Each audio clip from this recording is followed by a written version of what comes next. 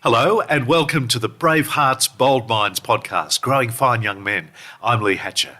Thanks for joining me as we explore a whole world of ideas and inspiration as we seek to help the boys of today grow into the fine young men of tomorrow. Each week I'll be interviewing an educator from the Scots College in Sydney to find out how best to build a boy, to offer all parents of school-age boys practical ideas and strategies to shape the character of a young man for life, for good. So let's ring the bell, meet our guest for this week's podcast.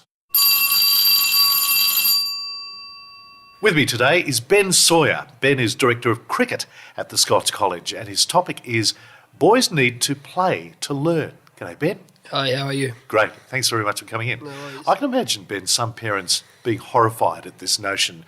Learning surely isn't about mucking around and playing. It's much more serious than having a bit of fun. Yeah, look, it definitely is. I'd say it's not so much that it's just playing, but it's setting up games and little events that they can then discover, for themselves. So giving them the opportunity to make mistakes and then to go to an end point where they can figure out the answer for themselves.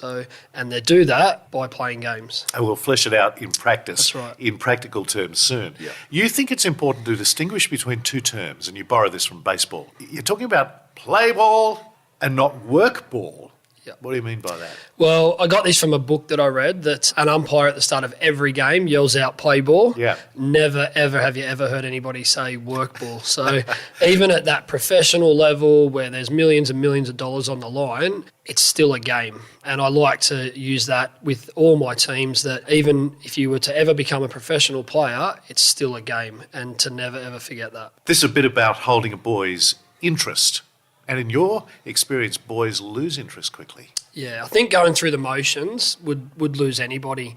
I think it's better off when you discover things for yourself. So setting up drills for young boys, they get over it really, really quickly. Whereas if you can add a game, bit of competition between yourself or some friends, it tends to keep them involved for a lot longer. So listening to me as a coach or other coaches, Drone on. yeah, exactly, about a technique doesn't hold them for very long. So give them a quick few instructions and get them out there playing. Yeah, I was going to say, they still need the drills, That's though. exactly They right. still need some instruction. 100%. It's the basis point. It's where we start from, and you definitely need a good base. But I think when you get to the finer points, you need to discover that for yourself. In cricket in particular, and I think in any ball sport, everybody talks about a feel. I can't teach a feel. You've got to learn that for yourself. How did that shot feel different to the other? And you know that within yourself. So And he's got to enjoy it. that's exactly And that's where right. the play comes in. That's where the play comes in. Yeah. So points, competition is crucial, I think. I've heard that numbers of times in our podcasts for boys. If you can instill some competition in the classroom, at home, on the paddock, Yep. you've got the boys' attention. 100%. Yeah. We all enjoy competition. Again, going back to cricket, I read a book once called First Tests, and in it, Greg Chappell talks about playing with Trevor Chappell and how playing Test cricket was easy after he played backyard tests with his brother Trevor. okay. So he had all that competition growing up through his life, and it set him up for what he ended up doing. No underarm bowling, though. No, I that's wonder if exactly there was... right. No, I'm sure we'll there talk might have about been a that. couple. Okay. The nature of play has changed a lot over the last couple of generations. You've been reflecting on this. Yeah, definitely. I think it's got a lot to do with just the way we live. Yes. Backyards are getting smaller. You're not Have you got allowed one? out after dark and things like that. So, and also, kids can actually now, I think, get that competition sitting on a PlayStation. They can compete in a game of soccer, in a game of cricket. So I think they crave that competition. They can actually do it indoors now. Interesting that's called PlayStation. Yeah, exactly right. You're right, Reference to actually. this, yeah. I never thought of that. Yeah. Whereas before, maybe that competition you needed to find outside and against other people. I've got a little boy that can play against somebody else across the other side of the world, and he gets that competitiveness that he's looking for, but it's not exactly great for him in terms of skills. So it's good for a boy to get out a bit. I think so, Yeah. definitely. Yeah. I'm lucky enough to live on a bit of a property, and I love the fact that the boys can get outside and play. In those days when they had the wide open spaces, they were just kind of knocking around. You're saying that there was more than play just going on. Yeah, definitely. Again, just in my cricket background, from everything I've heard, you hear about Ricky Ponting being able to play a pull shot. Well, he did that because he couldn't play on the other side because, that's where his mother's favoured garden bed was or Really? things like that. So while they're playing, they're actually honing a technique without any adult interference. And again, they figure it out for themselves. And there's numerous stories about Test cricketers growing up that have a particular favourite shot because of a broke a window or couldn't hit in that position. So Really? it's a really big thing. And I've been lucky enough to work with Cricket Australia, and they're really, really big on it. Sounds like Don Bradman, exactly legendary, used to hit golf balls Yeah. with a cricket stump up against exactly his right. water tank in his Yeah. backyard. And the deeper part of that is he wasn't just hitting balls. He often, I've heard him speak about, he played a test match. So he'd hit a ball and he'd yell out that was 4, or he played a game in his head, not just hitting the ball. In videos that we've seen later on, he probably did that, but he often spoke about the fact that he played that test match in his head. Which demonstrates that you're developing your mind as well as physical prowess. That's exactly right. Yeah, definitely. You're getting that game sense. Again, it's a term we throw around as coaches a lot, that we need to teach players game sense, how to play the game, not just the technique. And there's no better way to do that than to throw them into a game. So it's just, And they play it out in their head as well. That's exactly right. Yeah. But a boy needs to move beyond his backyard. Coaches, for that matter, parents and teachers, I think need to be creative and thoughtful, clearly, as you have been, about how to equip a boy with a range of skills. Yes, that's exactly right. So, again, I've been lucky enough to do a bit of work with Cricket Australia, and they speak a lot about a thing called a battle zone. Set the boys up in the centre of a game and give them rewards for playing various shots. And the reason they're asking to play those shots, so if a boy, for instance, wanted to develop a cover drive, instead of me sitting there and showing him a video and telling him to keep his elbow up, I might give him extra points if he plays more cover drives, and he will learn that himself. It takes a little bit longer, but the learning you get out of it is a lot deeper. You're instilling it deeper. That's exactly right. Yeah. You set targets That's exactly instead right. of those kind of Yeah, drills. so if I don't want him to hit to one side, he might only get 1 point for that.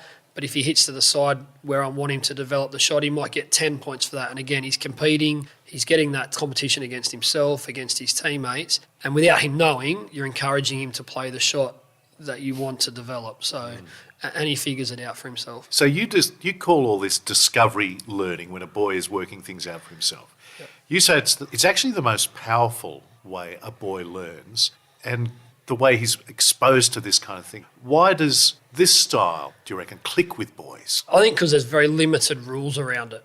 Again, if I was to teach somebody a technique, I would probably have 6 or 7 steps. Whereas if I say to a boy, just play that shot and see what it feels like, I think there's very limited rules around that and limited adult interference, and they figure it out for themselves. They'll make lots of mistakes, and it's probably easier for me just to show them. They're never going to learn as much as by doing it themselves. So I think it's that unrestrictiveness that they enjoy so much. Takes patience, takes time. It definitely does. It's not as easy. It'll take a lot longer. But again, I think the rewards at the end are much better. Because it's drilling down deeper. That's exactly right. Yeah.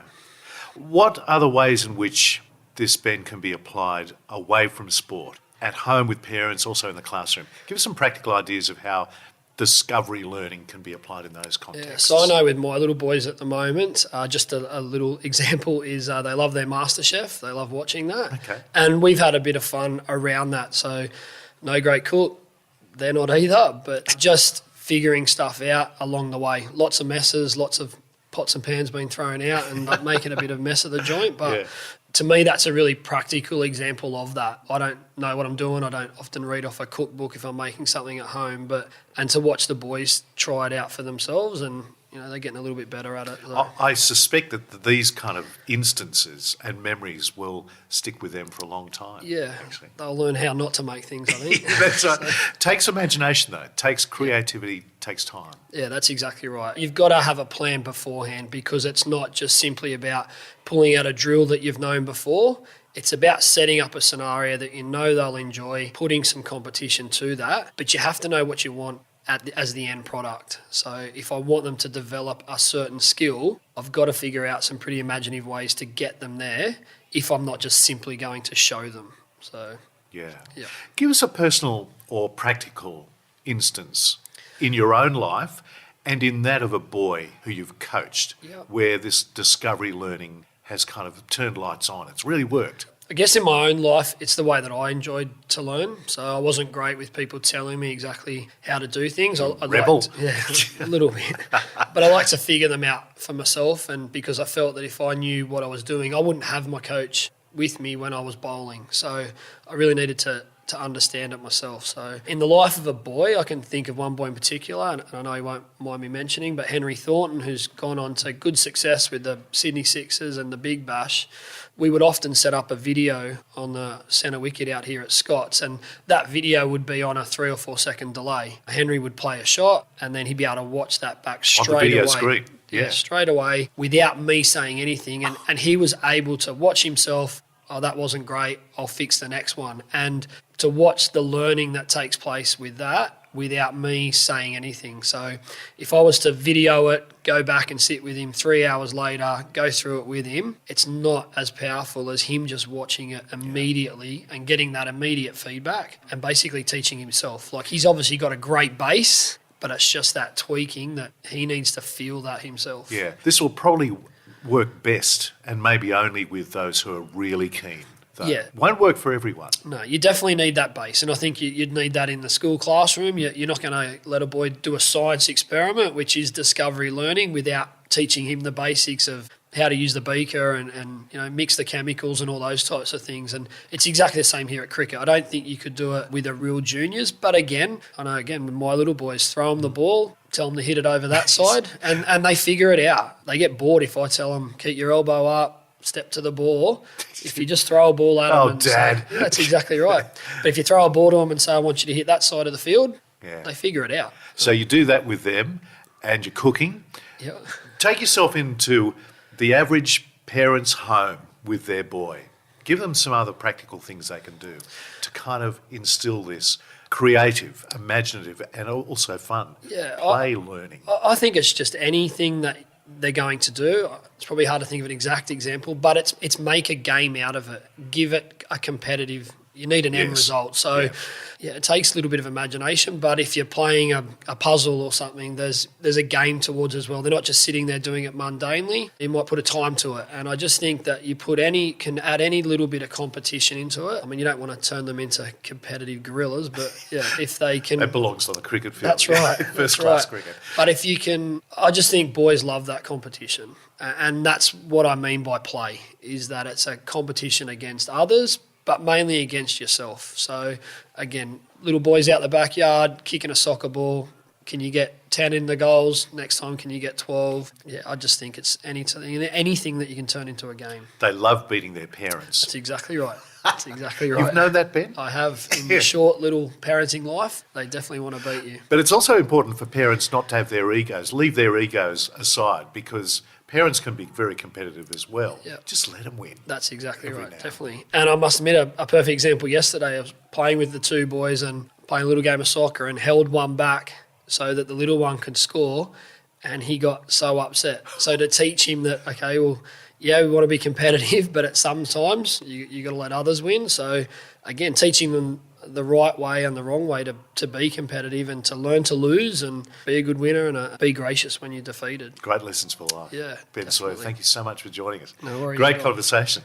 If you'd like more information about growing your boy into a fine young man, you can subscribe to receive really useful articles and news from the Scots College. It's free, offered to every parent who wants the very best for their boy in their journey to manhood. In your internet search engine, enter the Scots College e-newsletter to subscribe. I'm Lee Hatcher. Hope you can join me again next week on the Brave Hearts, Bold Minds podcast, Growing Fine Young Men. He's been dying to do this. He's been watching this button all the way through this conversation. You have to leave. Ben, hit it now. Thank you very much.